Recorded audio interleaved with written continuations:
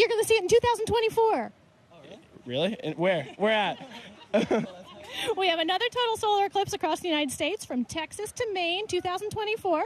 And, of course, you can start traveling for them. Do you think you'll start traveling for them? Probably not, honestly. It was cool, but I don't know. It's kind of a once-in-a-lifetime type of thing. Yeah. All right, I'm going to ask you my favorite question I've been asking students this week. What is the music you associate with the sun and space and the eclipse? Give me something. Here comes the Dark Side of the Moon. Sing it for me. Nah. Come on. Okay. Here comes the sun. Here comes the sun. Thank you very, very much. We are doing well here at the College of Charleston, having a great time. People are beginning to leave the quad now and moving on and going on to start school tomorrow, right? So is this like the best start of school ever? Yeah, definitely. I couldn't have started like a different way. It would been awesome. Fantastic. We got one more person here. Do you want to come over?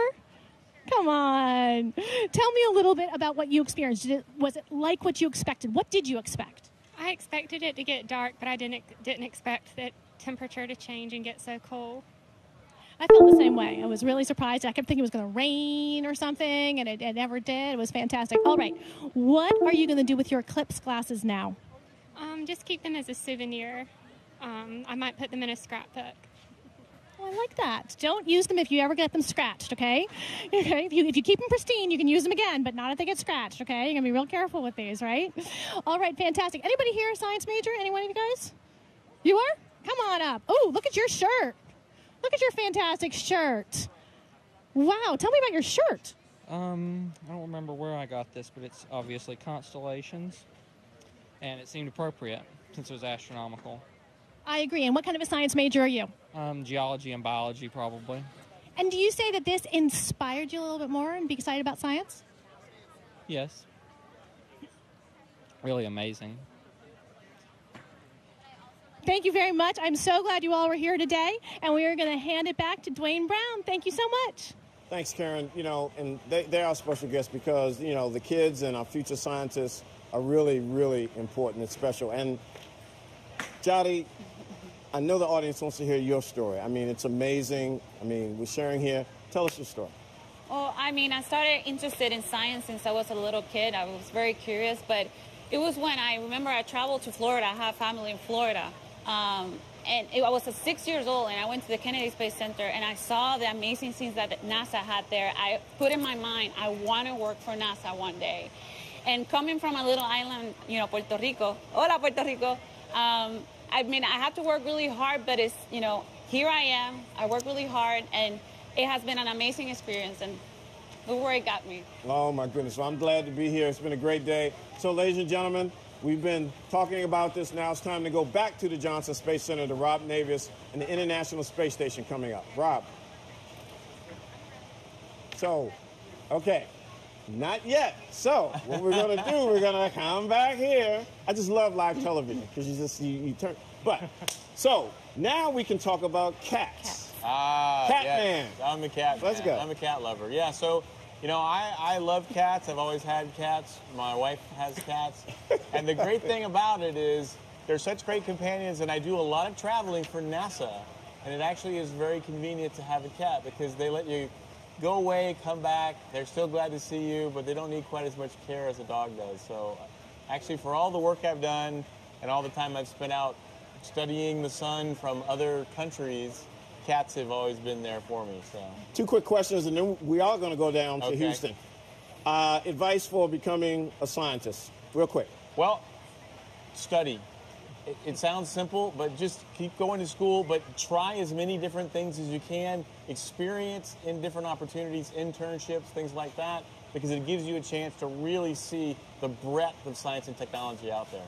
Jody. Keep motivated. You know, like Alex said, do the internships, try different things, because you never know exactly what you really like, and to be really happy on your job, you really have to find that calling, what you really, really love. Yeah, and for the folks and the kids and the students watching, and a lot of you out there, I mean, look, Alex and Jody, I mean, they're amazing. They're amazing. And we'll hear more about them. Now, within the past hour, as the eclipse swept across the continent, U.S. 6 crew members aboard the International Space Station had a chance to view this phenomenal phenomenon from a unique vantage point. Let's go to the ISS Flight Control Room at the Johnson Space Center in Houston. Rob Navius, back to you with more. Rob.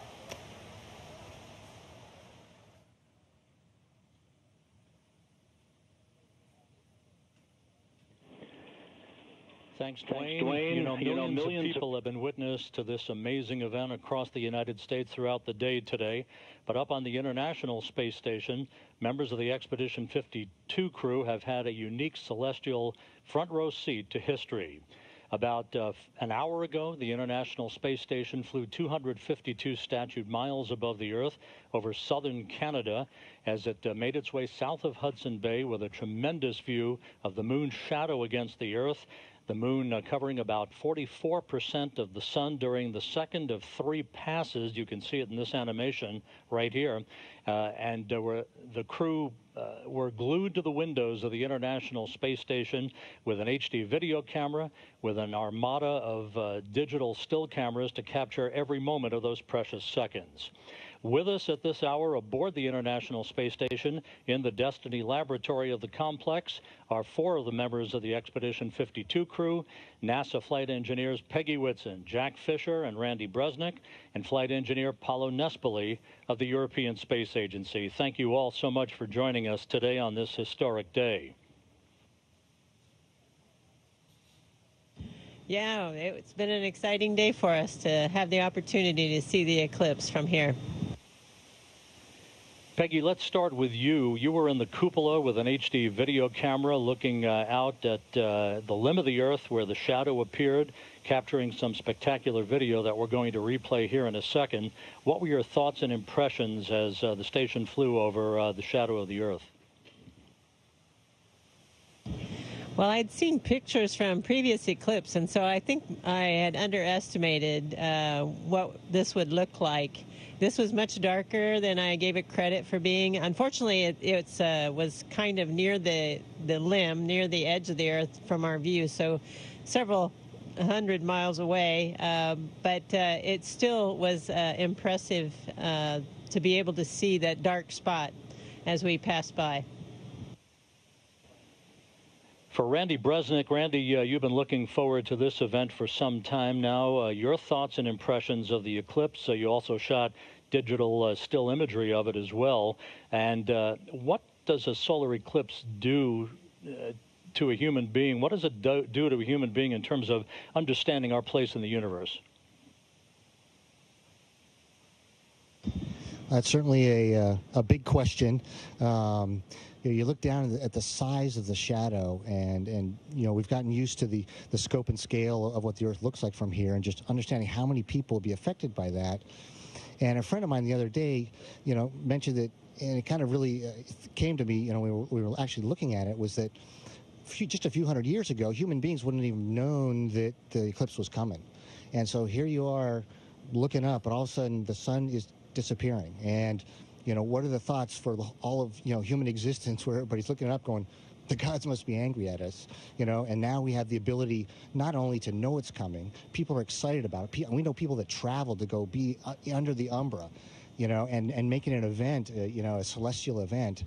And for us, being able to witness it from above was just really special because it represents how far we've come with the technology we have. I mean, look, we're on the International Space Station where we're doing, you know, more than 250 different experiments and working with an international team.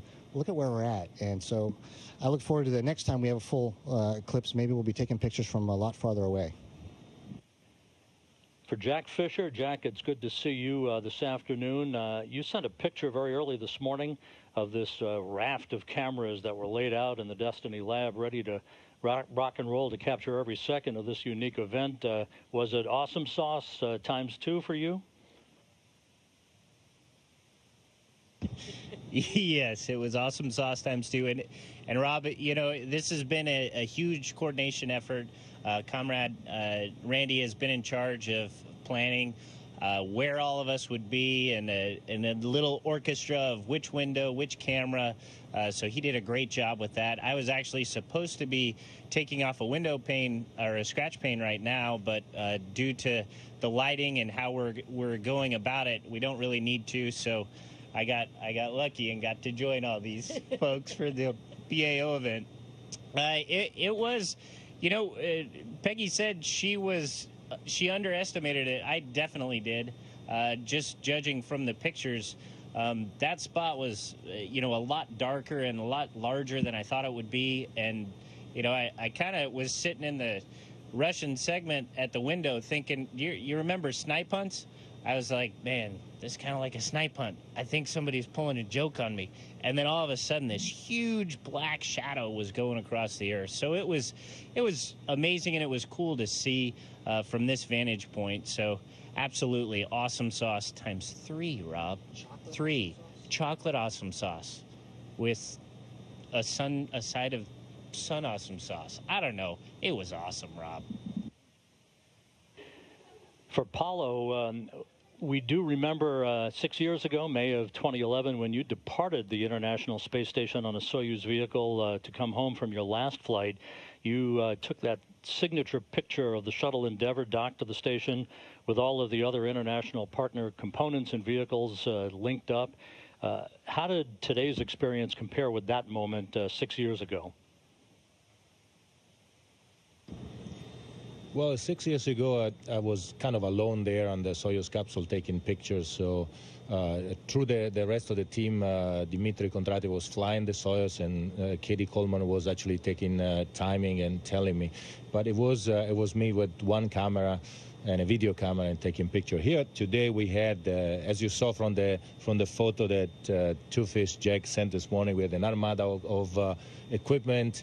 We had multiple places. We were flying back and forth from the station to the cupola Russian segment, up and down, and it was a completely different orchestrated system. I was impressed too by the shadow passing by. I've seen some pictures. And I always, as a kid, I always thought the umbra would be kind of a square, defined square, but it was not. It's kind of a smudge, and this is interesting to actually see this with your own eyes. Randy, let me go back to you for 1 second to follow up on what Paulo just touched upon. It must have been a photo feeding frenzy on board during those first 2 passes. You all have one more pass to go coming up shortly. Give us a sense of that choreography that your crewmates have explained on board. And was it everybody elbowing each other away from the windows, or how did it all work? No, certainly everyone has their favorite things that they wanted to do, but we had to divide up the task because we couldn't have everybody doing the same thing. And so we even, took the still shots and said, okay, we're going to shoot this particular type and this particular speed from, this particular person, so we're going to vary it from over here to ensure that we were able to capture the images as best we could to share it with you all. Cupola was a little crowded because we had a bunch of cameras, a bunch of people, and the big thing was to try and not bump the video cameras. Sorry for the one you saw.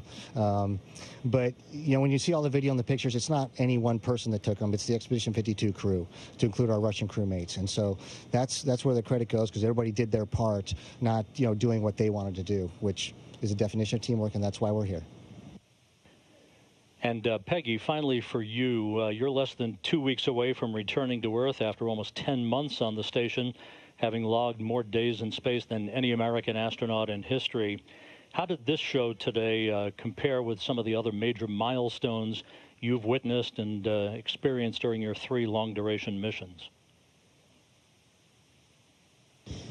Well, I think having the privilege of being on 3 different long-duration missions has given me a lot of interesting experiences, and this is just another one to put in the history books for my memory. I really enjoyed seeing this, and I think maybe a little more than I expected to. And so it's just another little piece, another memory, another very special event, another very special day of this fantastic experience of being in space. And down at Charleston, South Carolina, an old friend and colleague of yours, Mike Massimino, is standing by. He's got a question for you.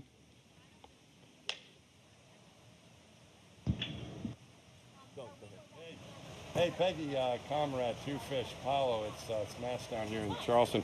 I got to be in the path of totality below all of you today, and it was pretty awesome here, and it made me think of some of the really cool things we see of this, the timing, the cosmic dance of the universe that we see. And for each of you, could you describe something that you've seen? Peggy, you've been up there more than anyone, any other American, and all of you. Something that you've seen that has been up there more than any compares to this, that you only see from space that we can't see on the ground.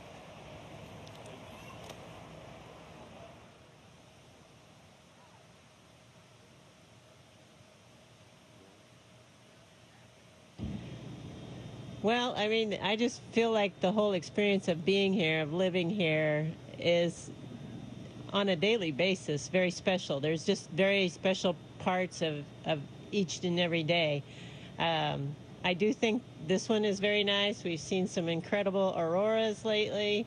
I've really enjoyed seeing scientific research getting completed, some really cool research getting completed. And, of course, you can't beat the view during a spacewalk.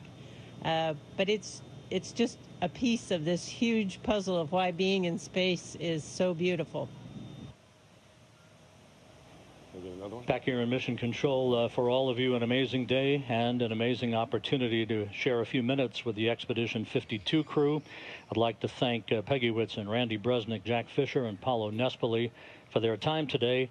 And for you, Peggy and Jack, and your crewmate Fyodor Yurchikhin, soft landing in your Soyuz on September 3rd. You all be well and fly safe.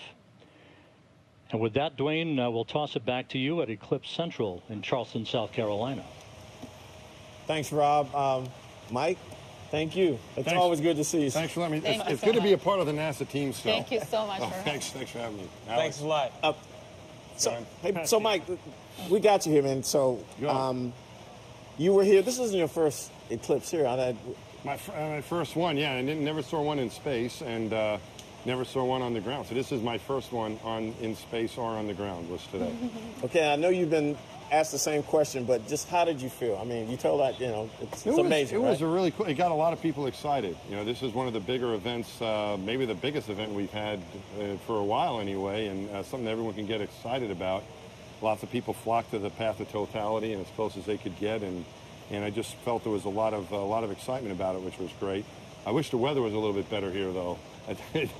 Yeah. We had some clouds in the way, but even with that, it got dark, it got cool. When you see things in space, you don't hear anything, and you're in either your spacesuit, you can feel the warmth of the sun coming or the cool of the darkness as you're going around the planet, and you can see the Terminator between night and day and so on. These reminders of what we're about, what our planet is about, and we're all space voyagers.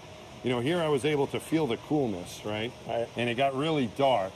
But it was a lot of added sound from all the cheers of the students here at the College of Charleston. So that was kind of fun too. So it was nice to be able to, it was good to be able to share with all these students. I guess the semester hasn't started here yet, as they should be studying pretty soon. Yeah. But they're easing into that. So this is a nice way to welcome them back to school as well. Mike, it's always good to see you. Thanks for joining the team. Great to see you guys. Thank you so much for being here. Thanks for letting me on. I appreciate it. Oh, always. Yeah, it's great seeing you. We're having a good time. So, hey, so we're going to throw it back to Karen. Karen, you got some more folks on the yard there. Yes, I do. I've got John Hakala, who is a professor of physics and astronomy at the College of Charleston. Hello, John. Hi, nice to see you. Tell me, is this your first eclipse? This is my third totality. I saw one in 1972 in the Gaspé Peninsula in Canada and one off the coast of Africa in 1973. Have you ever done any science during an eclipse, or you're mostly an eclipse watcher? I'm mostly an eclipse watcher. I was relatively young, but those two eclipses were what got me into astronomy. Fantastic. Tell me a little bit about what you did to prepare today for this eclipse with the students.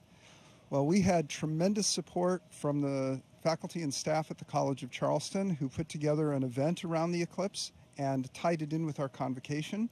So this morning we had a convocation event where we introduced the students, and they're kicking off their 4 years in college with the eclipse. It's probably one of the best ways to, if there's ever a sign of things to come, this is probably it. And I saw you out there with some telescopes today. Were people looking through them?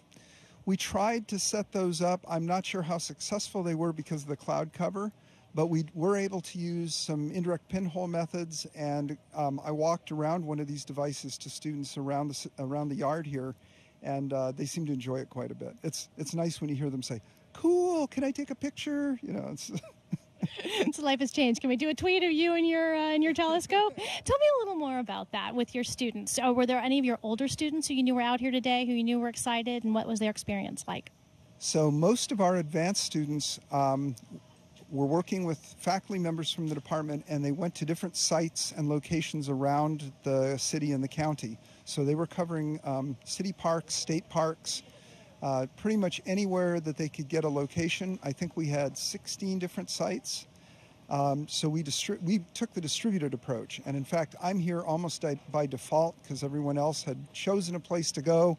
And when the college decided to make a big deal about it, I thought, okay, well, I guess I can suffer and be a good sport. And just to show you what being a good sport means, I had to wear this hat.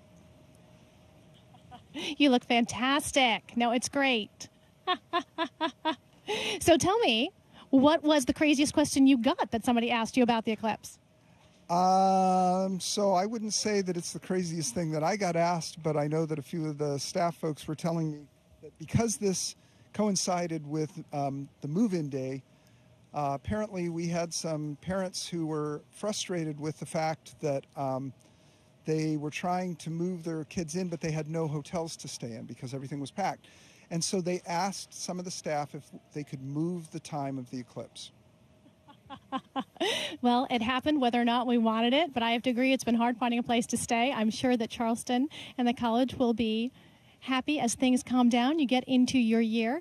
Tell me just a little bit more. Do you have plans for taking this eclipse into the classroom? I'm curious about whether you think this will kindle excitement for people, maybe get a few new science students.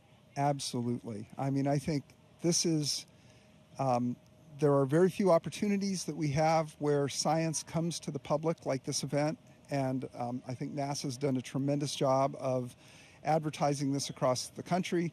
But as far as it goes here, I mean, we have the advantage now of we had some public lectures by Paul Hertz and Alex Young, and Alex is going to show up in my class tomorrow and kick the year off. So we're very excited about being able to merge this with the beginning of the school year. That's really fantastic. I know NASA's really excited about hoping that the kinds of information that we've been sharing around the country really gets people excited. As you know, there have been events everywhere. This is our last stop along the way. Tell me, do you already have plans for 2024? I'd like to say yes, but I need to relax from this one first, I think. Like everyone here, I think this has been, everyone's done a tremendous job putting on a great show and making all the efforts to tie in as many students and the public as possible. But I think we're all ready to take a short breather before we move on.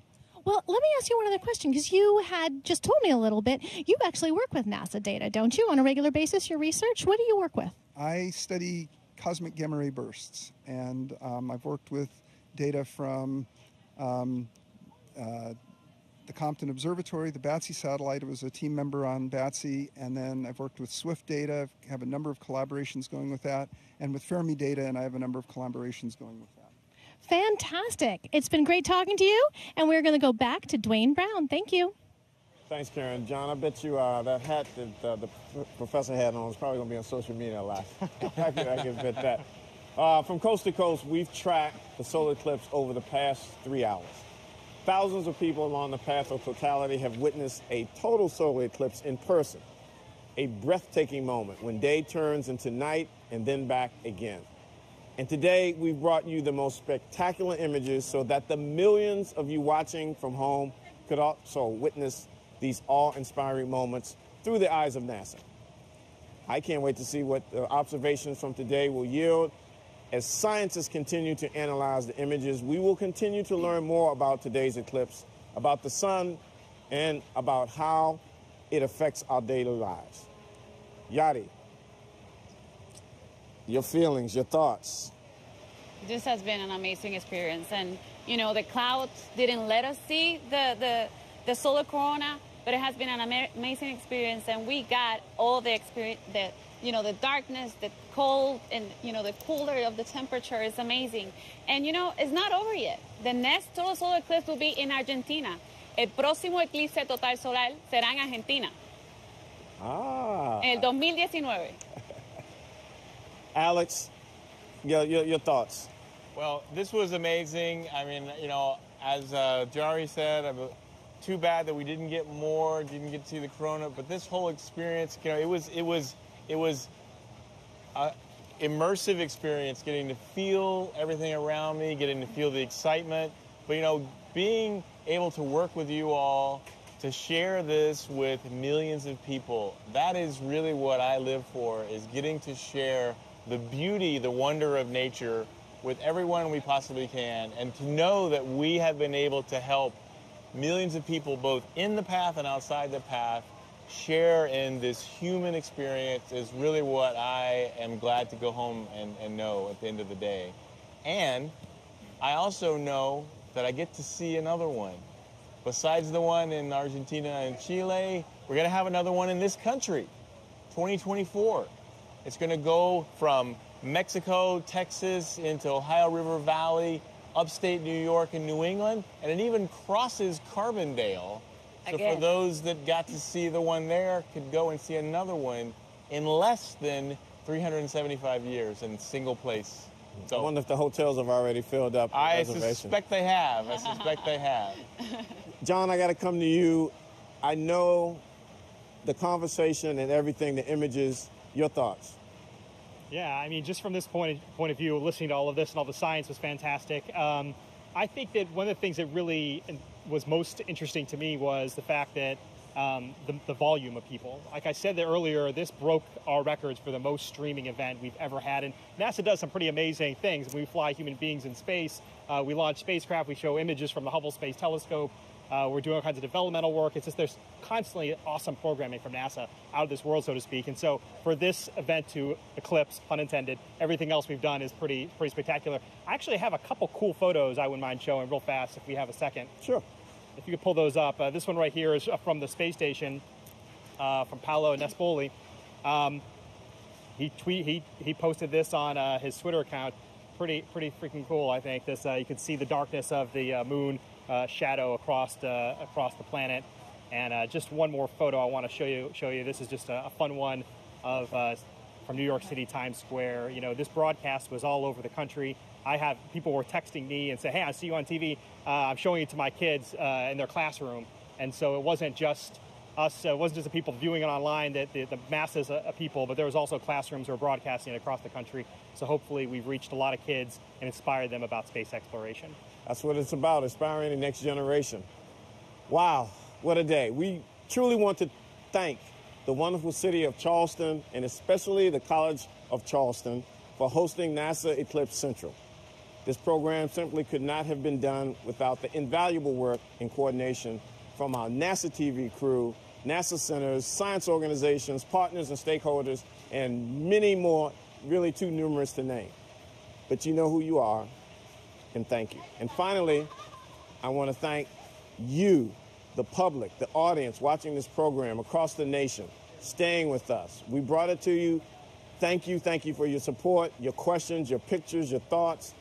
Also, helping bring the eclipse to the nation.